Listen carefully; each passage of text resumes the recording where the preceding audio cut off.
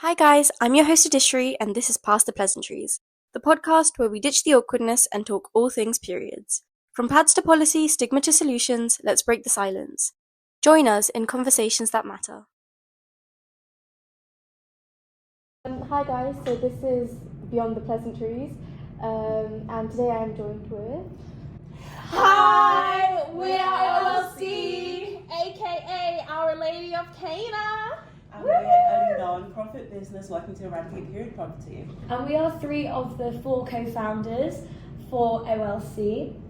Our fourth co-founder, our CEO Gloria, can't be with us today, because she is not in Bristol currently.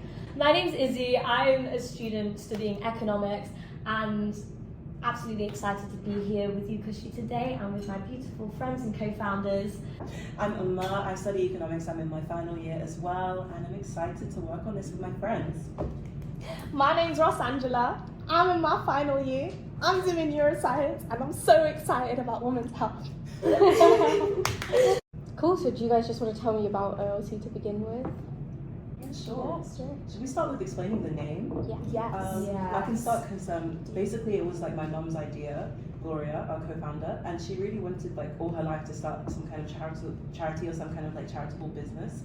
And so she kind of just one day was like, oh, I want to start a charity and I want it to be called Our Lady of Cana, so it's like a biblical figure.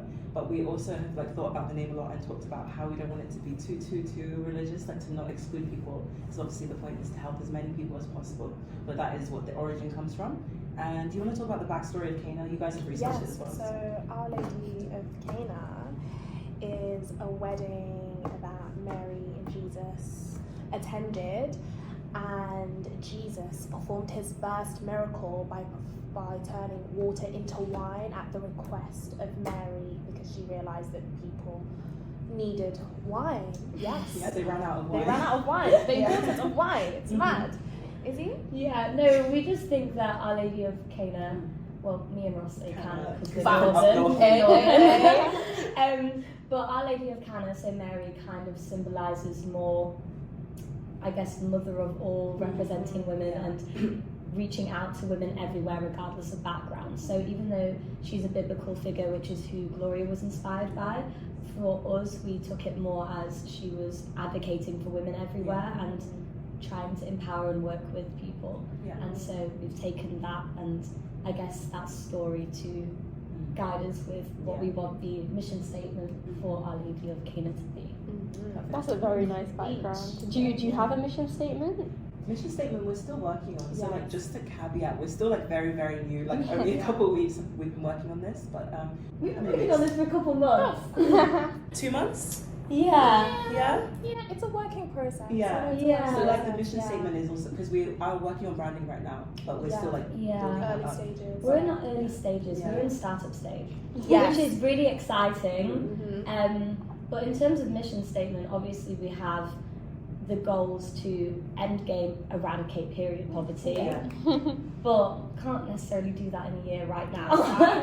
So we've got more stages as to maybe we're partnershiping with other charities or NGOs, non-profits, to work on initiatives that help towards eradicating period poverty, and then we'll take our whole business model and make it more of a long-term and sustainable solution, because we're not going to be taking resources from other NGOs that are out there. We're still doing different work, but like you, we've all got the same mission of increasing women's health, eradicating period poverty, empowering women, all of this stuff.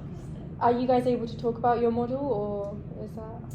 We can talk about the distribution happening in December. I guess because right now we're partnering with charitable organisations for sanitary pad distributions.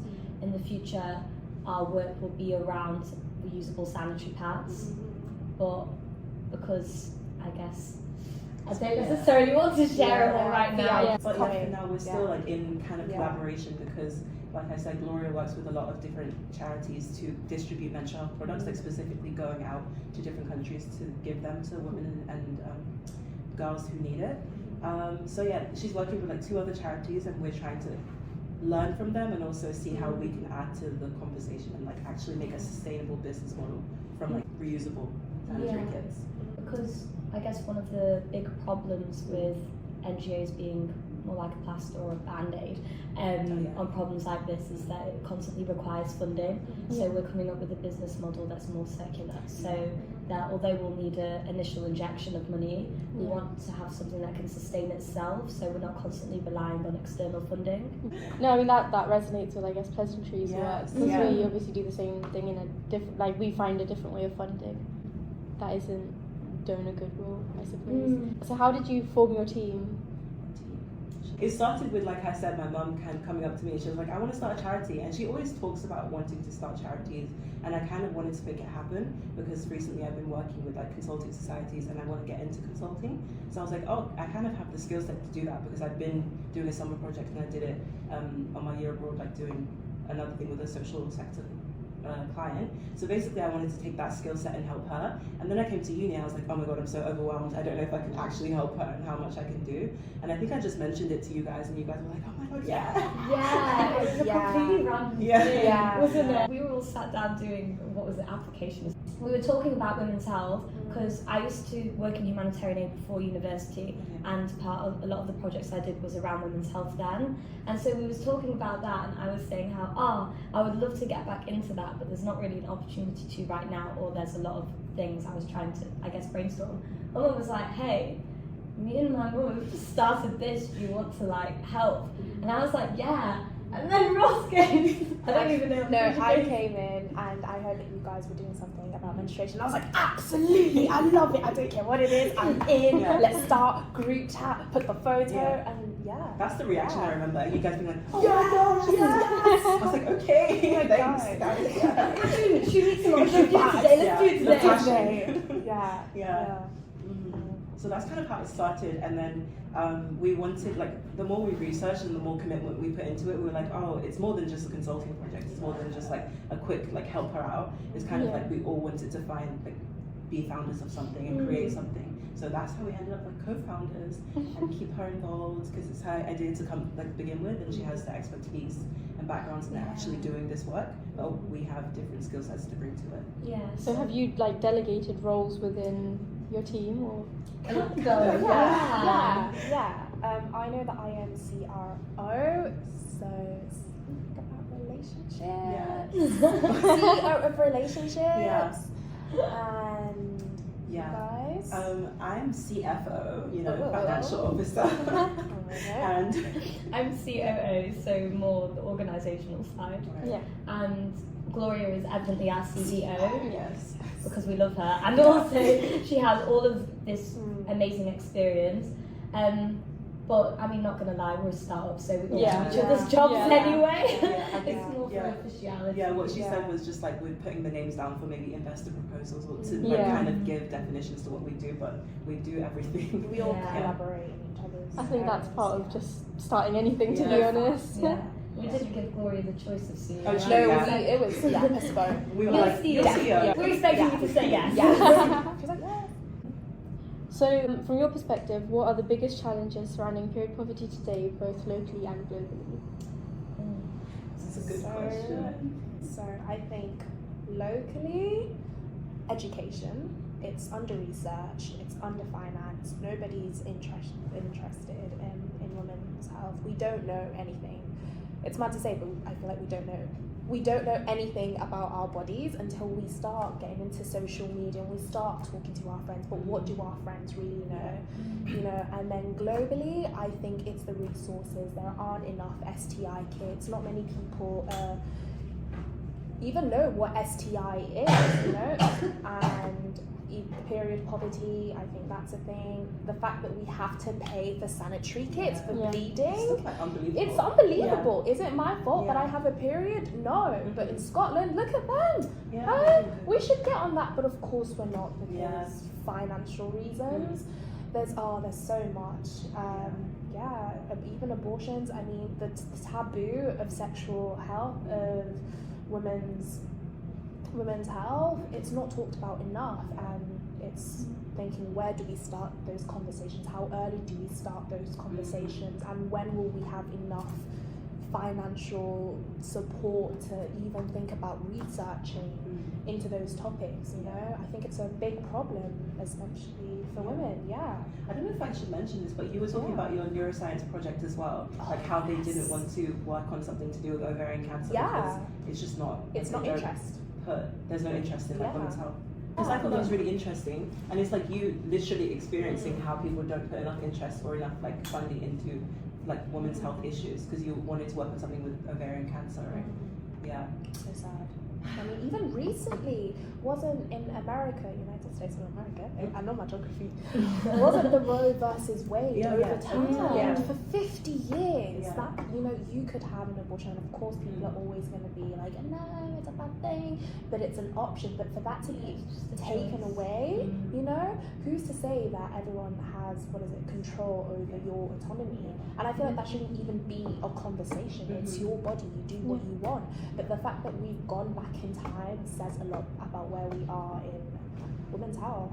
Can you say what happened with the ovarian cancer thing? So I wanted to look at ovarian tetraroma, so basically ovarian cancer, and its linkage to early MDA receptors on encephalitis. Encephalitis is a brain swelling disease, inflammation, brain swelling inflammation, and there are links that ovarian cancer can trigger that process. And I thought, this is so interesting, because when I was doing my research, they were like, gynecologists, they're not really educated on it, they don't know what they're looking for, physicians don't know what they're looking for, because encephalitis overlaps with a lot of other diseases like Parkinson's, like depression. There's a lot of overlapping symptoms. So I thought, oh my gosh, if people that already have ovarian cancer, maybe they can be put into the system to look out for, that they might possibly develop encephalitis, or it's already triggered. But of course, they were very much like, we've already written a question, I know we want you to think of a research question, but we don't like it, and why? And I was like, what do you mean why? It's under research, you know. I think this would be vital, especially in women's health, in gynecology, to look at that. We're still fighting for the process to this day, but I'm so determined. University as well, you would think. Not talking badly about any universities, but I feel like educational institutions as a whole, especially in England, don't necessarily support. I think especially as a master's student, I was so surprised, like, what are they doing? Like, no facts. I didn't know I had restrictions and stuff. But it's a very underdeveloped topic, and I'd like to research. Are you considering doing a PhD at any point? Oh no! No, I'm not. You know, but I did want to, but I spoke to a lot of other PhD students while I was in my industry year at an organisation, and basically the PhD students were struggling. There's not enough financial support for them to continue. They feel like they're so left alone, and I was very much like, I don't know if I can take that. I know myself. You know, but I do hope to do another master's. It's very undecided, but I would like to delve into the world of gynecology at some point in the future, and hopefully volunteer, because I think it's such an important topic that is just underspoken and under-researched. And I feel like women should be at the forefront of our health. And so far, I mean, even the fact that menstruation has men in the title. I mean, I'm sorry, what? Unbelievable. It's unbelievable. How dare you? It's ridiculous. I might not menstruating, but you're somehow over here, you know? It's sad. It's really sad. And I feel like when I go to this is too much information, but that means I saw on Instagram, you tell me immediately. So when I go, like, let's say I have a health problem with my vagina or something, like, there's already a man in there. And it's not that it's bad, it's just like, I would like to see a woman in there, you know? I would like to see for female doctors and stuff like that. But it's no, because on the topic of, I guess, under research about women's health, even certain tests to find out about, I don't know, maybe even ovarian cancer and stuff, a lot of them are very invasive and very painful tests. And I think it's like 2/3 of, when you're 25, you go in for a smear test, and 2/3 of people with appointments don't show up to it, because it's painful. But I heard, and correct me if I'm wrong, but I heard from some students studying at Imperial that they're researching into a new method of finding if these diseases exist through your period blood. And that would be so transformative, because it's just a non-invasive way of checking up on women's health issues. And That's crazy. I really hope they manage to go through with that. There's a girl in my innovation course. She's, because obviously we're all doing some sort of project this year. So her project is about trying to increase the number of people that do go for smear tests. Because like obviously right now that's the only option available. But like there's a lot of people that, you know, they don't realise that they should go, what age they should go at. They don't realise the gravity of like, you know, even if it, obviously it shouldn't be painful, it should be a lot easier to get one done. But even if it is, it's still so important to get done anyway. Get your smear test. Get your smear test, yeah. It's 25. Good message. Yeah, I feel like the like women's like comfort and like pain like tolerance is just overlooked. Like like even the what's it called? The IUD. No, like the thing they used to do the smear test. The metal like clamp thing that force you open. They don't force you. Yeah, no, there needs to be a complete reform, I think, in how they're testing for women's health issues, because it's way too invasive and painful. It just puts so many people off. But I guess on the topic of period poverty, no, because I would say one large reason just internationally would be, I guess, when we're talking about putting pastors on things, because obviously policy and governance and education are the main reasons why we have all of these problems. But also just funding in terms of how to make this sustainable, I guess, financially. But I mean, that's something we're looking into through our non-profit. But yeah, finding funding streams for it. I think like as we're going into it, always remembering that the goal of a charity is like to get like to stop existing, like to get rid of the issue, right? So having like the funding that actually like funds itself rather than always having to like look around and have issues with that is kind of what our goal is. And I think with a lot of the charities that Gloria was working with, she experienced that they had issues with funding, and that's why she really wanted to do something in her own name and have more control over it.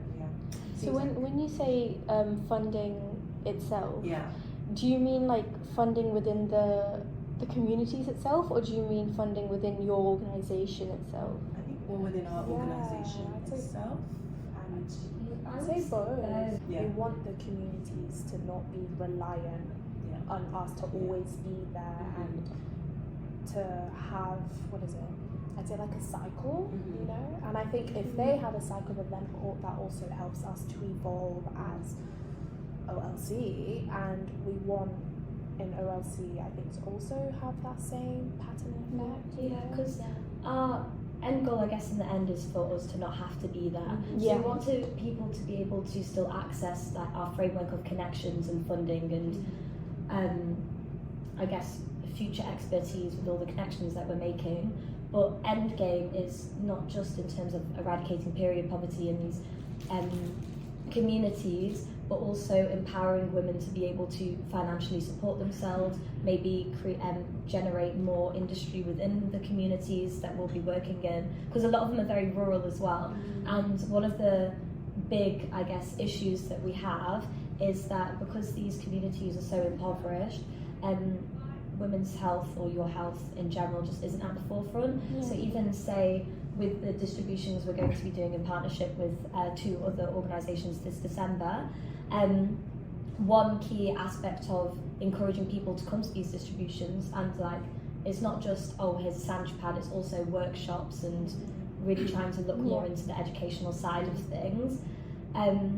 We're providing food as well, because if there's not a meal there, people are going to be like, okay, well, why are you giving me this? I need to eat, you know? So it's also not necessarily prioritising, because you do need to eat, but really trying to make a space so that people are able to still work in this area. It's quite like a holistic approach to it, rather than just here's some pads, you know. It doesn't really solve every single problem. If they don't know how to use it still, that's still a very big problem. They could still get infections and still get sick from that if they don't have access to water. So it's like what you were mentioning in our initial pitch with like water aid is very important. And it was one of like the recommendations that like from past projects that they've done with my mum, they said they need to have boreholes. They can't just have pads, they need like the water as well. So having like the whole holistic approach and like getting the whole community involved.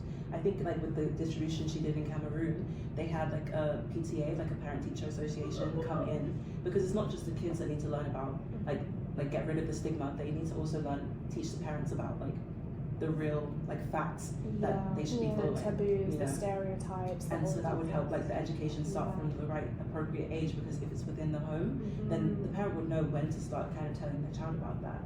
Yeah, also one of the recommendations was that they should start educating girls a lot younger. Like we were talking about before we started, like how you didn't know anything about periods till year 6. That's that had. Whereas like I think we said we had it in like year 5, and I think that's an appropriate age. Even though I was confused, I was like, I don't know, but at least I knew. And like when I got to the point, I was like, okay, ready. Like, okay, Yeah, and I think one word that you said is stigma. That's a massive issue just internationally against tackling this problem, because for instance, like in Nepal, even though this practice was banned in 2005, and my pronunciation of this is going to be drastically horrible, but they have this practice called chowpadi. I've completely said that incorrectly, I'm sorry, but it's like CHHA anyway. And this is when there is superstition that if you are on your period, you're going to bring illness and bad luck to your family. And so what they would do is they would send girls and so young to, I guess, live in cow sheds when they're on their period. And this has led to so many deaths, because these girls start to light fires in these cow sheds to keep themselves like warm at night, so they suffer from carbon monoxide poisoning and animal attacks. Some don't even have like access to sanitation stuff because people don't want to touch them. And this practice was banned in 2005, and the Nepali government say it's completely illegal. However, so with me, I worked in a really rural community in Western Nepal before for a whole year, and a lot of my students just wouldn't show up to school when they were on their period, and that would be because they were in these sheds. And it's not all terrible. I'm not saying that their families don't love them. It's just this superstition that you're brought up with. They don't obviously want their children to die, and they want to protect their kids. And I remember one of my students, her uncle used to sleep outside the shed that she was sleeping in, just to make sure that nothing happened. But it's just getting rid of this whole narrative and taboo that, oh yeah, we're going to bring illness to your whole family because I'm on my period in the kitchen. And I think it taps into so many cultures, and there's so many incredible charities and non-profits and businesses, especially like on the grounds of Nepal that I worked with before, that you know, they know their own culture, they know how to work with people, but they recognise that it's still such a terrible, such a, I guess, reoccurring issue, despite the fact that it was banned more than like basically 20 years ago. But even the fact that it was banned, I feel like there still needs to be education on why it's banned. It just put in the deterrent doesn't help, you know?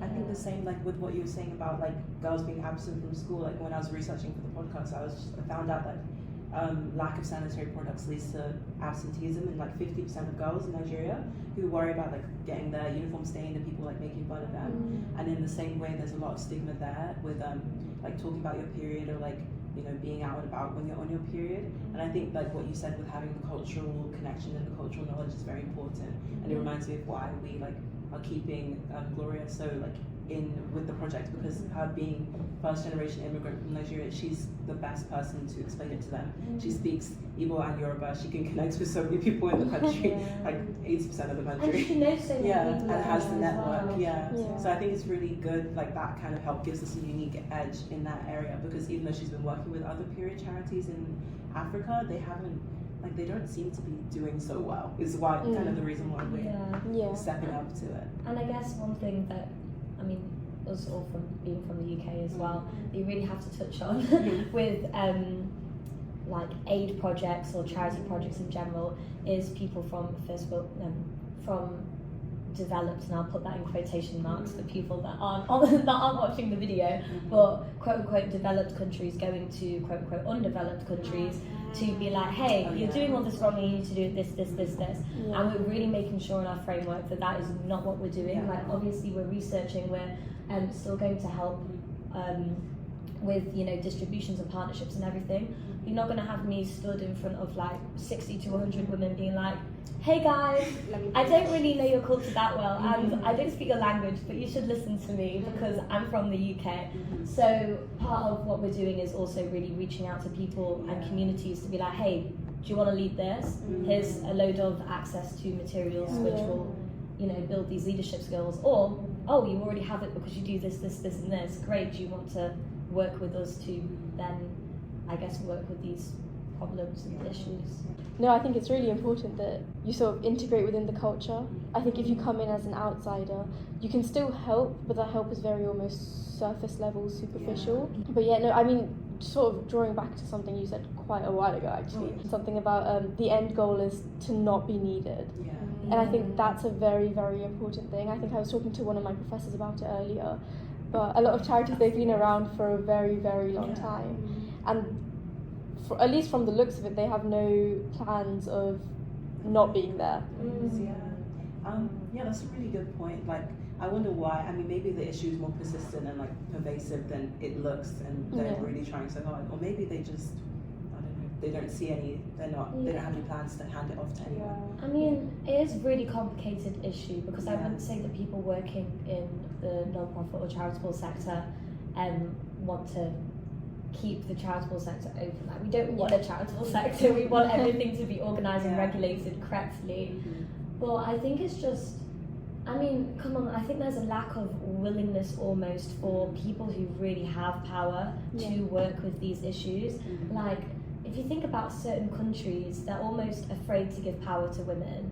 And I mean, even when you look at, I don't know, wars going on, for instance, or like certain occupations of countries, we can even talk about how recently in Afghanistan, the Taliban have said, women now can't speak in public. That's, you know, they're trying to not even let them be seen and heard. And there's a point, I mean, come on, like, people who have a lot of power and don't necessarily want to give the power to women for fear of change. And I'm not even just saying that's going to just be like male people in power, like anyone in power. They don't want a change, and they don't want to necessarily pass on that knowledge to these, you know, half of their population, in my opinion. From the looks of the world right now. Yeah, I think like with our project going forward, like the political activism also kind of has to be a major part, like from doing research on like Nigeria again, but like they want to get more like legislation to help girls like have more access to sanitary pads, because a lot of girls, like some of the alternatives I saw are like rags and things, but even sawdust. That's so crazy. And so like there are people researching and writing papers about this and like calling the government to action. So as much as we can help and we can establish communities and change the stigma we need like the government and the people with the most power to also. I literally had some of my students, like I did worked with a Nepali organisation to distribute reusable sanitary pads in the village that I was working in, because some of my students literally would like sit on cardboard boxes, they told me, and I was just like, oh my days, you know, you don't need an English teacher, you need someone to properly come out, you know. But so, because with Pleasantry, don't you work in the UK and India? So how do you navigate that? So obviously it's very early days for me as well, but the way I've sort of done it is, obviously the UK, I've lived here my whole life, I know that quite well, but I've still sort of started with Bristol because I sort of live here. So I guess in terms of the UK it's quite almost easy, because anywhere I need to go I can sort of be there. With India, even though I've not lived there, I go there so often that I am very integrated with the culture. Obviously all of my cousins, my family, we're all Indian. And on my team I've actually got my cousin who studies she's from India, she studies in India. And we're currently trying to sort of have our pilot Indian distribution in her university. Oh, I love it. Because she's already sort of talked to like older years, and she's talked to like the management team and all of that. So it would, like, the second we find a company interested, that would be very smooth sailing. I think from there, once we've got sort of a portfolio, we can expand onto like other Indian cities and other British cities. But I think the best what I found is the best way to do it is to start with what you know and then go from there. I guess that's why we decided on Nigeria. I think we have a lot to learn from you. Yeah, I think also because there was like the I don't think we said clearly, but like part of the reason we started with Nigeria is because like we know it the best, but also because the distribution was planned before even like the project started, like it was happening, like it or not. So we're kind of tagging on to that and seeing how we can add, since we're collaborating with other charities, seeing how we can add to it. Because I'm going to be there because I was going for Christmas anyway, and me and my sisters will be doing it, and my mum. So just that'll be fun. Starting with what we know, even though I've not been there since I was 2. But They don't need to know. Still part of you. Yeah. No, and I mean, I guess through your mum, you've still got those experiences, like whether it's through hearing it or through sort of seeing the work that she's done, but you've still been involved, whether you wanted to or not. Yeah, I mean, I think I wasn't involved enough. I think I was kind of intimidated by that, because she did ask me for help before, and I was like, I don't even know what to do, where to begin. But I think my mindset's changed a lot coming into final year, kind of like watching innovation students. I'm like, you guys just like innovate every day. Oh yeah, you guys do like stuff. stop. Yeah. Yeah, the guy that sits next to me in this class, he's a millionaire. And he's Yeah, got like 5 different businesses. So like watching people do it, and also on my year abroad I saw a lot of like really similar mindsets to yours and like innovation students here. I was like, these people are running 5 businesses, doing this, doing LinkedIn, doing an internship.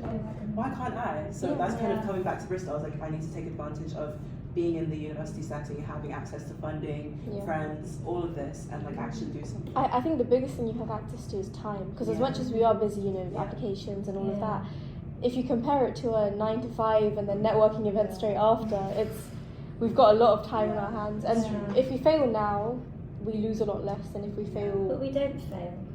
Well, no, of course That's not. not a bad mindset. No. You have to fail sometimes. No, but But you can fail in goals, but we don't necessarily fail in what we're doing. We just learn from the the mistakes. pushbacks. The setbacks. setbacks. Yeah. How to get back up. Yes, exactly. No, completely. Yeah. And also, I guess co-founding makes it so much easier. So much less pressure. Like, Because when I started Pleasantry, I sort of started work on it, I think February-ish, and it was the most like stagnant idea I've ever had, because balancing it with like end of like year 3 uni, and then the summer holidays, I think I was just having too much fun, but overall, like, it was the most stagnant project I've ever had. Like, I'm usually quite on it, and this was just not happening. And then I think towards August, I brought in a girl that I'd worked with in innovation, Sana, and like she's my partner now for Pleasantry. She's COO, I want to say, and like everything picked up. Like even though like half of it was like at the beginning she started, and then a week later she had to go on holiday, which was like already a planned thing. But I guess just having other people on the team, you're sort of more. There's a more accountability. Yes. It's like if I'm assuming for you guys, if one of you is like, but can we be bothered this week? It's sort of like, well, no, you can. Yeah, I think the team dynamic is so fun and like less intimidating, and helps with accountability, because if there's a deadline, we set an internal deadline. Like, I have to do it, or these guys are going to look at me like, what's wrong with you? You just had the whole week and you did nothing. And also, I think we have such different ways of working, and such different perspectives and ideas that. I mean, I've heard from another one of your innovation peers, but that sometimes if you get people that work completely differently running a business together, if they ran them separately, their business would fail, but if they ran it together, then they really succeed. And even we were talking about how different because sometimes me and Umma live together, 7:30, 8 a.m, I'd be like, so I was thinking about this, and we should do this with LLC, and Umma's like, no, I work on this on this day, and then she'll be there 6 hours straight, just do all the work. I think I'm very like compartmentalized with it, and at first I was like so insecure. I was like, am I not passionate enough? Am I not like doing enough? But then I'm like, I actually can't. Like, I can't handle everything if I'm constantly thinking about everything. So if I'm thinking about assignment, I want to think about the assignment. If I'm thinking about OLC, I want to think about OLC. That's how I do it. Then it How do you works work? as well. I think, first of all, you put in those healthy boundaries of work-life balance by saying, this is the time I'm going to be focusing on OLC or assignment, and that's good. And you're like always working, like you're 24/7. So passionate. I feel like you carry, for me, you carry the passion for me. You inspire me because you're always on it, and then I feel like I have to do better because you're doing better. And it's good. You have every kind of role we make in it. up for each other's differences. Yeah. And for me, like I said before, Umma keeps me on check with her little deadline. Izzy's on it. She just like does it Yeah, without the she deadline. does it. And she's like, okay, guys, this is what I've done. I was like, oh my no, I thought about this. Yeah. Have I done it? Yeah. It's pending, but I will do it. You know? The good thing is we're always on there with the deadlines. We're passionate in our own individual ways, but we come together and we work so well. And then we've got Gloria on the group chat being like, I've reached out to this person, this person, this person, Yes. planning this meeting, this is what's going to happen in December. And we're like, oh yes, Yes. get all that down to you. Yes. But I guess one of the big aims for December is to really hone in on our research for the communities that we're going to start working in, and then also really build partnerships and relationships with potential investors and also other non-profits or charities that we'll be able to work with in the future. So how are you going about deciding which communities? Is it just geographically which ones are best suited, or? Yeah, so like I mentioned before, with the charities that she's working with, she's been to the Gambia and to Cameroon, and now she's going to Nigeria. And I think I don't know how the decision was made exactly, but she's going to like Imo State and Lagos. So Imo State is where we're from. She was going to what are they called again? Kind of like centers, detention centers for Detention displaced centre sounds people. horrible though. It's But not you know, detention. like What's it called? if you're displaced by Yeah, war or people who are conflict displaced, or horrible happenings. Yeah, so she's I'm going not to gonna those say kind of refugees. places, but I'm not actually sure about the selection process because she's working with other people on it. I think maybe kind of what she knows best. What, Okay. And I guess more connections Yeah. as well, because Yeah. if you don't have people on board within the community, then you're not really going anywhere. Yeah. So what advice would you give to other students or, people in university that want to start their own non-profit or work on a social cause? I think personally, because I do not have the experience that these lovely women do, Izzy and Umma, their innovation and students and stuff, their modules. I come from a neuroscience background, so I think make sure you have a passion for the subject that you're going to go into and that you can see it out, and that in 10 years time this is something that you're going to be proud of that you took part in. I think that's my aim. I'm so passionate about women's health and bettering women's health, and I thought, why not? This is a great opportunity. Take those chances. So passion for me. What would you say, girls? I think I would say being organized. I think that's my biggest struggle, trying to bring that to the team asset to bring to the project.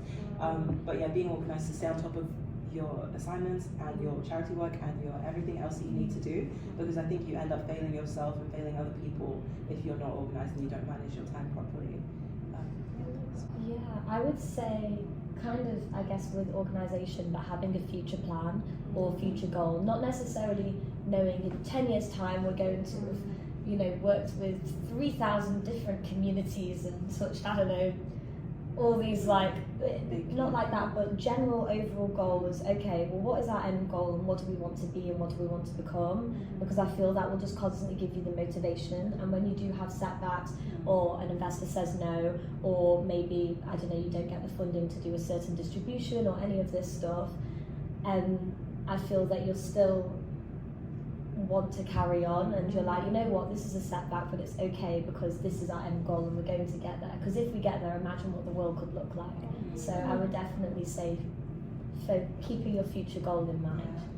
I think almost sort of building on that, but I think equally important is your very, very short-term goals. So for me, obviously the future goal drives you, but it's the short-term goals that get that done. Because you can't just be like, I'm going to become giant, and then you don't know what you're going to do within the next year. So for me, I know almost every Sunday I'm sort of sitting there with a massive to-do list for the week, and I'm like, if I want to do this in a year, this is what I need to do today. Yes. That's so good. It's I think my mindset's changing on that too, but kind of how your habits and the things you do every day build up to that big long-term goal, rather than just get it all done in one day. Yeah. I think it keeps you motivated, reaching those short-term goals. It's realistic, it's specific, it's time. And it's what builds your business, like you said, it's what gets you there. Is there anything else that you guys specifically want to mention? I was going to say sustainability with sanitary products. Oh, okay, go for Because it. one of our part of our business model is to do with sustainable sanitary products, and it's I guess kind of, even though there's such a boom in the market for sustainable products, such as you've got moon cups, reusable sanitary pads, even disposable sanitary products that are made out of bamboo, for instance. There's a massive range, but there is still, the majority of the market is disposable products, especially in areas where you can't necessarily fork out like $14 or whatever for a reusable pad. And I read in an incredible book called Period Power that apparently there is more regulations in terms of the ingredient list for hamster food than there is in disposable tampons. Yeah. I mean, there is a whole thing about that toxic syndrome, right? Yeah, toxic shock syndrome. Yeah. There's so many like synthetically made chemicals, up to around like 3,000 that can just, the cocktails, these chemicals that can go into disposable sanitary pads, disposable tampons, that we're literally putting into our bodies that create reactions with our own, chemicals and system inside of us that create, toxic outputs that don't have to be written on an ingredient list because it's technically not part of the ingredient. And even the bleaching and, I mean, how many plasters or bandages, for instance, that you put on your skin have, I don't know, what's the word when it smells? Fragrance. Fragrance. Yeah, How many so of like medical things are fragranced or set or have just the fragrance aspect as well. It's just that, you're on your period, you want to smell like mint and cherry. It's ridiculous because not only does that really contribute to a warped mindset of, because I'm on my period, I smell like, all this horrible narrative that we're already trying to destigmatize. But the chemicals and that is reacting with your body as well. So not only are these products unnatural and not good for us, but then the effect on the environment that they do have, of all the microplastics that are released from when they break down, even biodegradable plastics still release microplastics. You've got like 80% of drain blockages just in the UK being due to like wet wipes and sanitary products, and it's really bad for the environment. And you can have all of these environmentalists saying, period products are terrible because they're being consumed by the wildlife or they're just being thrown into the streets in certain countries. However, at the end of the day, I still need to manage my period, and so it's about really looking into, I guess, supplying a range of products, and there is a range out there which is great, that can combat, I guess, the plastic pollution, the waste that is caused by disposable sanitary products, yet also not blaming the women for that, because you still need to manage your period. So here's the alternatives, because some people really enjoy using disposable products because they find it more hygienic. However, it's just really looking into alternatives and being able to support that movement into more environmentally friendly products, because being on your period at the moment is unfortunately not sustainable for the environment, despite it being such a natural thing and a natural process, and I guess part of the environment in some way. So sorry, just to add on that, so you mentioned moon cups, right? Yeah. And so for me, I always thought that was such a smart idea in terms of sustainability and all of that, because it's reusable, it's probably like the least sort of like handle wise, it's the easiest to handle. But when I was doing my research for Pleasantry, because initially I did want to start with moon cups and sort of reusable sanitary products, but what I realised with tampons and moon cups and stuff like that is, in smaller communities I've seen that there's stigma around putting things actually inside. Like pads are acceptable because it's outside of you, but for them it was like, I think somewhere I read that someone thought it was like losing your virginity. I have seen that before. I think also with religion as well. Catholicism, which like my mom is Catholic, we were also not really allowed to use tampons. So I don't really. But I think so many people don't use tampons for that reason. Even not for that reason. I think so many people don't use tampons just because toxic shock syndrome. Not even just toxic shock syndrome, but just being comfortable. Some people are comfortable with putting things, inside themselves. But because when I was working in humanitarian aid, there was so many, like tens and tens of different countries that we were working with, and so many different cultures, and the majority would not go near a tampon because it was just deemed like unfit or cracks, I guess, in Yeah. certain cultures. I'm not saying that's right or wrong, it's just preferences. I think it makes sense to kind of like meet them where they're at. Like you can't be like, oh, it's so sustainable, just use a moon cup because you know, it's not If that's really the not what best they option. can do, Yeah. that's not what they Then can do. it's better to have other A range of alternatives. options. Yeah. Diversity. In periods. Diversity in period products. Yeah. So we're not just tackling the period poverty, we're also tackling environmental issues that also arise from. I feel like it's just crazy how interconnected women's health and just periods in general is with so many different aspects of different industries, different economies, politics, life. I mean, it's just And a yet natural it's so process. under-researched. It affects basically everything, and yet it's so under researched. So sad, I was gonna say, is there like one fact that you guys would like to share from your That's research? what I was gonna ask. Oh wow, That really guys. helps. I was gonna say, what's the most like interesting or like unusual fact that you've? Oh, unusual. Unusual. Oh, I wouldn't necessarily say it's unusual, even though it's shocking. But I guess this really interested me because we were talking about how periods really affect other industries, and we were relating it to wash services and access to water. Because previously, before university, I wanted the school that I was working in. I wanted to install sanitary pad dispensers and everything, and so I contacted some Nepali businesses to make that happen. And their reply was, "Well, you don't have toilets, so how are we actually going to do this?" And then it led to a whole other complicated scenario of trying to get toilets installed in the school. But I guess baseline fact is that in 2022, according to ActionAid, 1.25 billion women and girls had no access to safe or private toilets. I think a similar thing, and I might be completely lying here, but many years ago, I think someone once told me that more people have phones than they do toilets.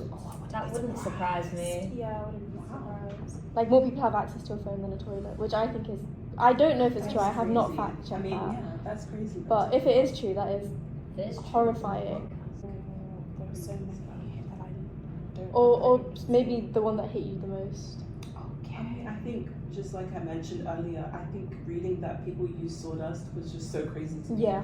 I don't know, I hadn't heard like about all the alternatives. I kind of thought it was just like rags. Even what you said about cardboard boxes, it's just so Sawdust is crazy Yeah. though. Sawdust just sounds like Awful. bad, it sounds. really bad. Because Irritable. sawdust in general is really bad for you. Like, because I used to do product design back in school, and so we sawed and stuff, and like we would have, and I just know in general they were like, don't let it get too close to your skin because it's like it's not great for you. Yeah. And to be putting it, sort of in your underwear, that's crazy. And I What, read- what country was that in? That was in Nigeria. I read it in this paper. It's called Access to Menstrual Hygiene Products in Nigeria, and it's a call for legal reforms. So it's just like someone writing a paper about how, like doing research about how many people have access to menstrual products and like why not, what should be done for that, and how the government should like work on that to improve women and girls' lives. I thought that was really interesting. I think the one that got me is that Nigeria is among the top 6 countries in the world that contribute to more than 50% of all global maternal deaths.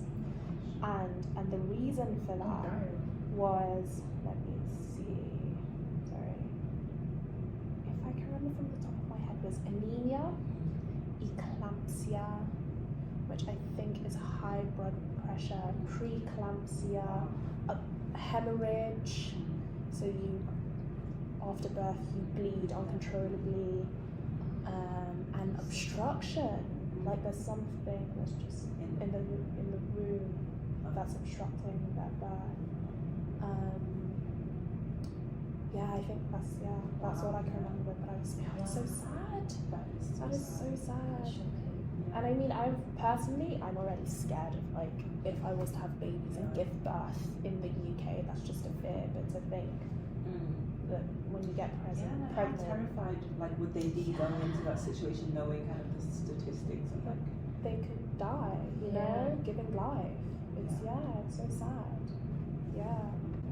And that most people in Nigeria, I think, let me see 68% of men know what condoms is and they know a source, and the rest, women, they don't know a source of condom.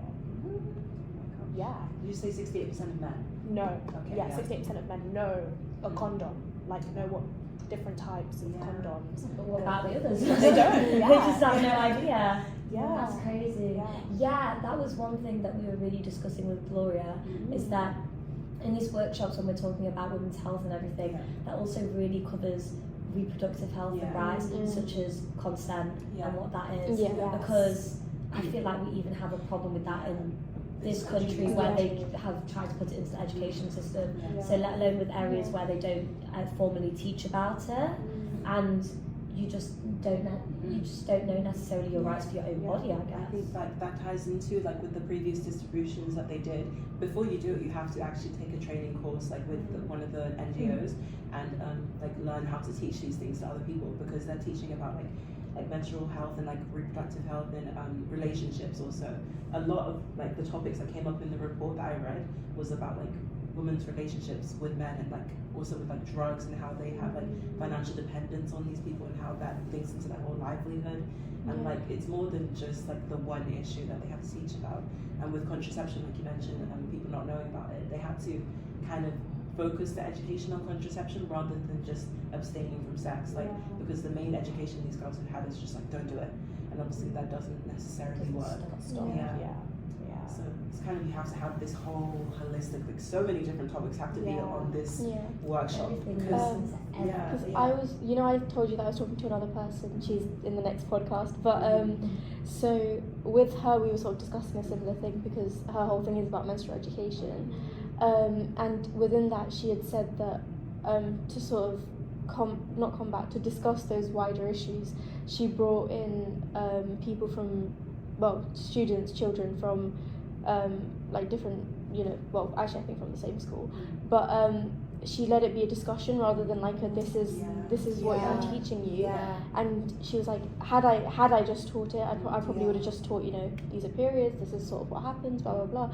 But instead what ended up happening is, because they were discussions within the children, so many other like sort of topics were touched upon, like even gender, and like non-female people having menstruation, because a lot of, a decent amount of bathrooms for like women now have sanitary, some sort of availability, whether it's paid or not, there's something there.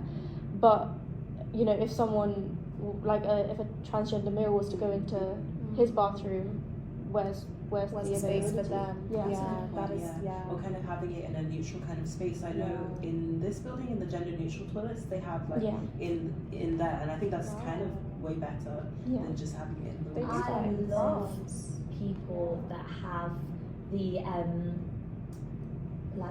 take a sanitary pad if you're caught out.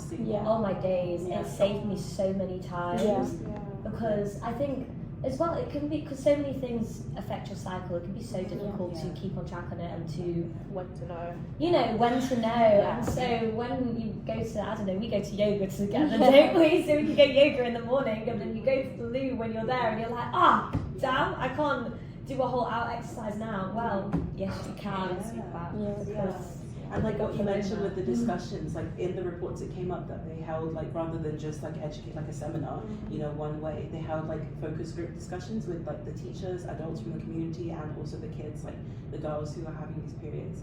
And like key takeaways from that was, like I said, having the menstrual education done as early as possible, because they realized that like girls were getting on social media and like getting that information from that earlier than they were even taught it in school, and that is such an issue, because they're getting so misinformed, or maybe from like other people they're interacting with in life, it's not the best way to. Because I think they're trying to incorporate that now into the curriculum of comprehensive sexuality education in schools, but they just don't know at what phase in time is appropriate. And I think with every the child's age, the criteria should be matched to what they should discuss, even if it's just body parts. Because I feel like when you talk to children, they don't tend to know the names of their body parts. They go this and this and that, but they never say, oh, like, this is my bum or something, you know. And then you're battling with, what are they talking about? Like, what do they mean? So if anything was to ever happen, you know, it's a difficult conversation to have. And even with the topics that have, well, the discussion that kids are having, like currently, they don't talk about menopause. They don't talk about menopause. It's like, we don't know. I don't know. I still don't know about menopause. You know? We have such a massive issue with menopause. I've been talking about this a lot with, I guess, people in my circle at home, Sheffield, big up. Because even in terms of having access to medications such as HRT, doctors are like, it's so difficult to get an appointment, it's so difficult. I personally know people that have had to battle with doctors that just don't even seem to care about them, receptionists that are like, sorry, we're overworked.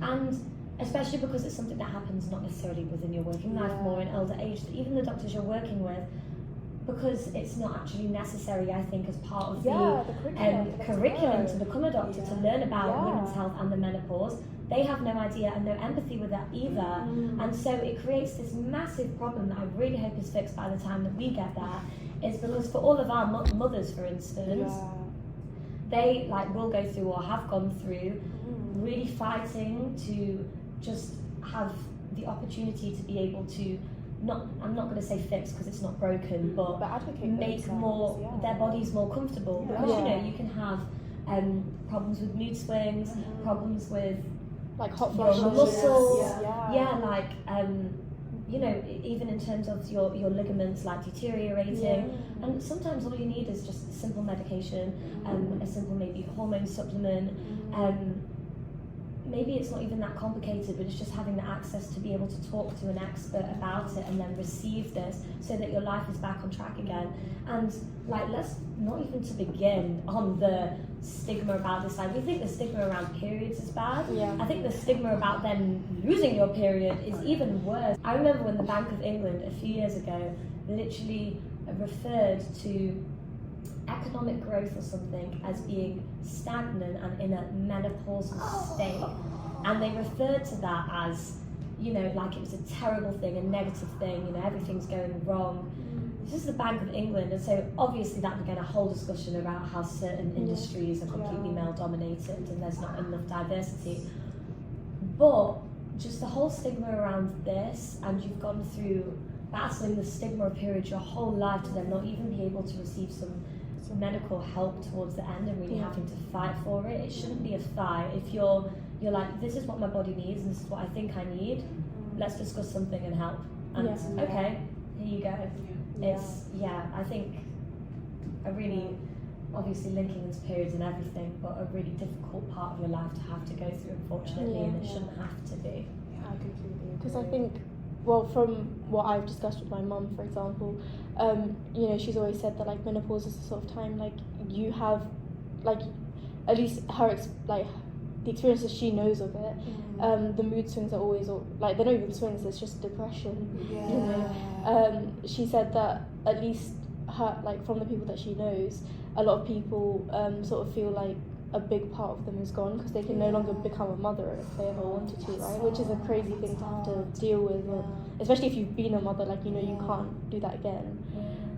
And all of these, like, sort of mental health issues that sort of stem from it, that sort of compounded by, you know, just the lack of help to do with it.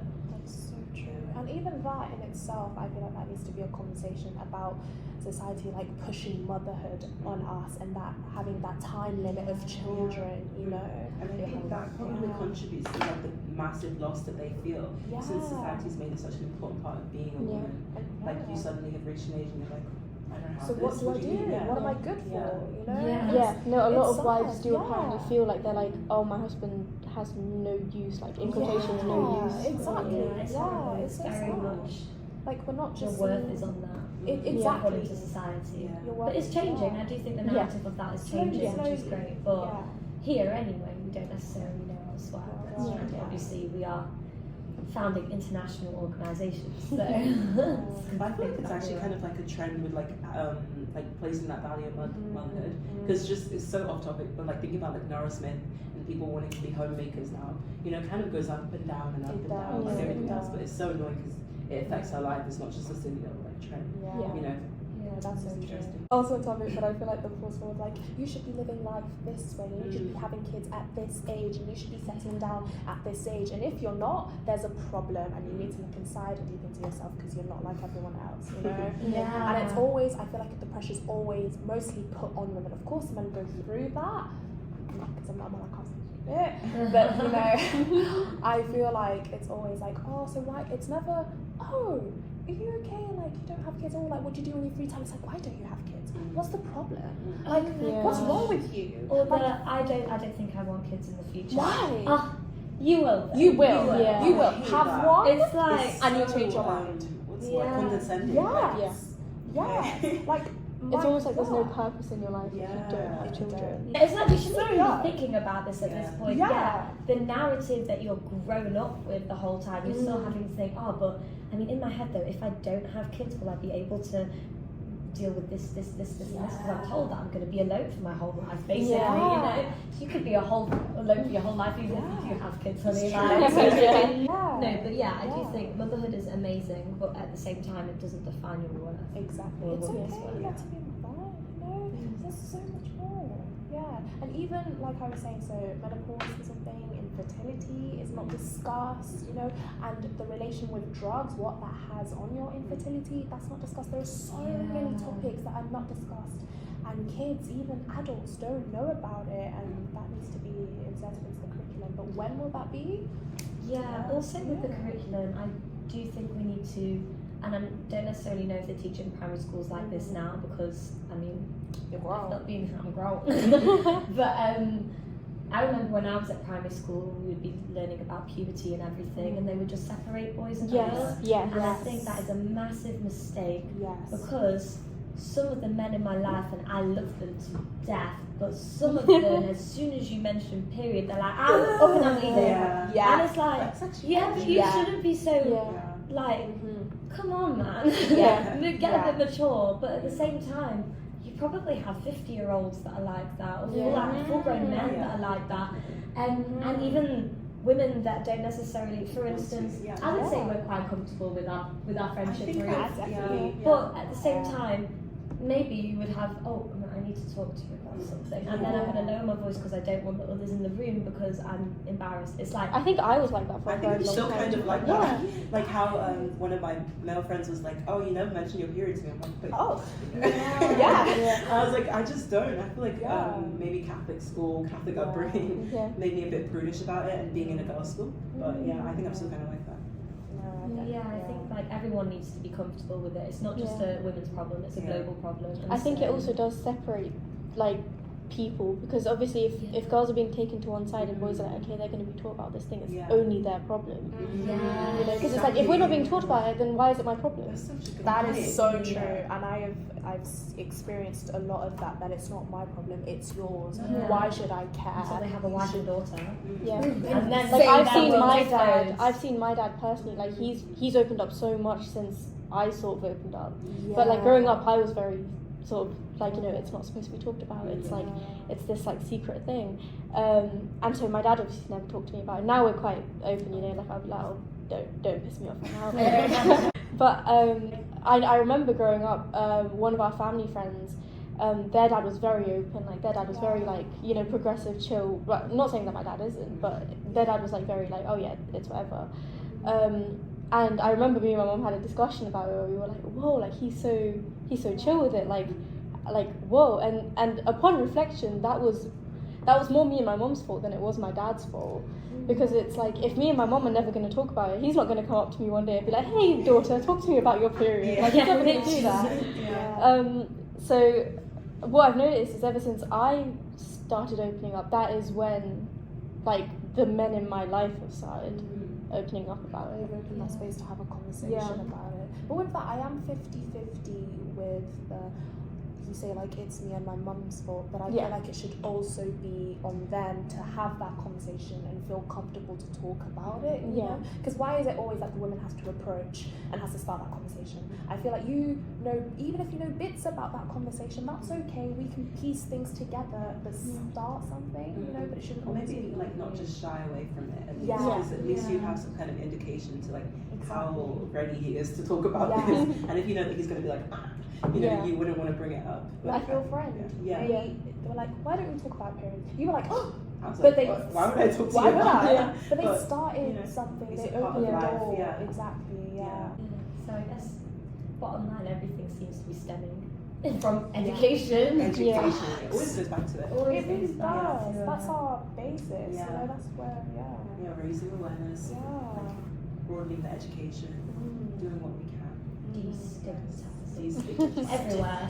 Yeah. It's not just a quotation marks again, developing country problem. It's literally everywhere. Global. Yeah. You know, right here in Bristol. No, I think I found it so interesting because you know how we say like a lot of the discussions that we have, we talk about quotation marks underdeveloped countries, right? But when I was doing my research, I think it was I want to say 40% of students in the UK face period poverty. Yeah, we saw that, I saw a horrendous fact. I think this was in 2023, don't quote me on the year. 50%, so half of girls have not been able, women and girls in the UK were not able to afford menstrual products at some point in the year. I feel that. That's Yeah. that is literally like right at home. Oh yeah, half of you just at some point in the year. Oh, I couldn't. Yeah.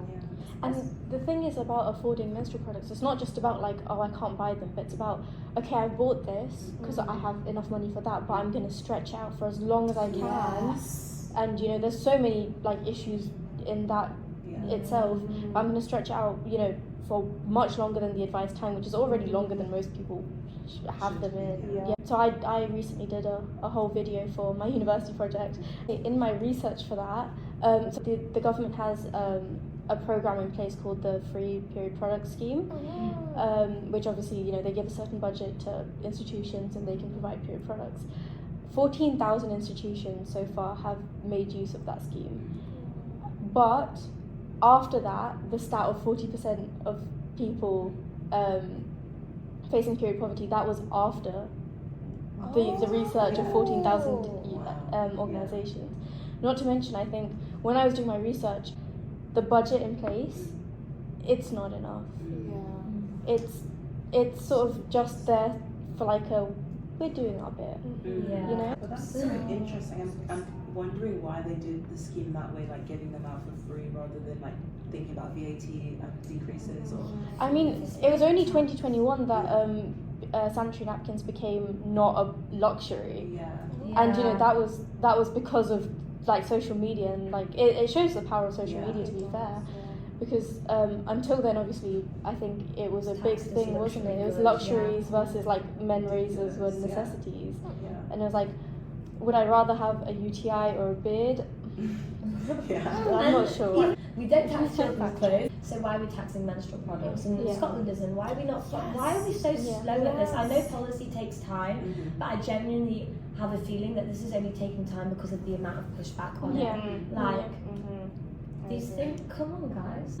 No, but also I think, and we had mentioned this earlier, but why are we paying in the first place? Like if you go to a public bathroom, right? Any bathroom in the world, there will be toilet paper, and you do not pay per sheet. Okay, it is just as natural to have a period. But because half the population doesn't use it, suddenly it's an expensive good. I wouldn't be surprised that if it was men that bled. It would be free. I think comparing it to toilet paper is such a good analogy. Because like thinking about it should be just as accessible, because even though this building does have the period products, they run out all the time. It should be like restocked. It should be like that. If there wasn't toilet paper in a public bathroom, you would hear about it, and they would fix it immediately. Half the reason you have people, those like, you know, the cleaning services and all of that every day is to make sure that everything is stocked up. But you know, like that doesn't translate over Yeah. to Even though it's the sanitary. same kind of Even if you're Yeah. paying for it, even the dispensers, Yeah. half the I don't know. I mean, That's most of the time there's not even the paid versions. The £1 for a pad, those are not. Who has coins nowadays? Why is it so neglected? Why is it so Facts. neglected? Like, Yeah. It should be I don't get free. It's so sad. It should be free. Like, is it my fault that I'm bleeding? No. Was I asked to bleed? No. But why am I now paying a life till menopause? Of course. Why am I now Many paying? pay different things. Yeah. Facts, you know? Why am I now paying to bleed? It's really sad. Yeah. Well, I It should be guess- normalized. Profiting off period. A large international period products company, disposable period products company, did a scheme that for every pad you bought, something was donated. Yeah. This massive campaign that was then just branded a marketing campaign, and they were just cashing out on period poverty because, and with their wealth of contacts, how large they are, the profits that they make from periods, you could get rid of it. Let's be real. So then why are you, I guess, kind of profiting off it? Like, you could have done something. And so, yeah, I would say that is definitely a notations thing. It's okay. It's only 50% of us that, or 51 or whatever, of us that will menstruate. But then you've got the people who just don't think it's their problem, which is a lie because it does affect everybody. We're all interconnected. And you've got the people that just see it as an opportunity to, I guess, commercialise. That's the word. You know, but like commercialise with the, in my opinion, the wrong intentions. Because I mean, obviously, we are all starting business that is commercial, but with the aim of, I guess, for us not existing, for you increasing access. It's like not to increase my profits, you know? Yeah. So just to sort of round it up for our listeners, if they wanted to support or get involved, how can they go about doing that with you guys? Of course. So, I guess it's difficult quite now because we're still in our startup process. Branding and marketing is one of our biggest challenges at the moment. Business-wise, we think we've got it all under control, but the graphics-wise, we're still working on. So within the next few weeks, leading up to our December distribution in partnership with other charities and NGOs, we are going to be launching our website as well as our platforms in social media such as Instagram, LinkedIn, you name it. We're going to be there. And so once these are up and running, and you'll see it on our private LinkedIns as well, of our co-founders, that when everything is launched, there will be the link in the description for this podcast. Thanks, Cushy. And everybody can have a look at that to see many ways that they can get involved. Not even just a financial manner, but just, you know, starting the conversation and really following the same mission that we all have. I guess we all have the same overall mission and we're all doing it in different ways in different areas because it's so massive. So, yeah. basically, yeah, like work in progress, and we'll see how it goes within the next few weeks, and it will be linked on our LinkedIn's and linked in the podcast description. But yeah, thank you so much for having us on the podcast today. It's really interesting to talk about. It was so great. I hope you enjoyed it also. No, well, thank you guys, and I will see you guys for talking. I hope you guys have enjoyed this as much as I have. Yeah, of course. Yeah, And remember, if definitely. anybody wants to get involved, Our Lady of Cana, LinkedIn, Instagram, our website, everybody's welcome.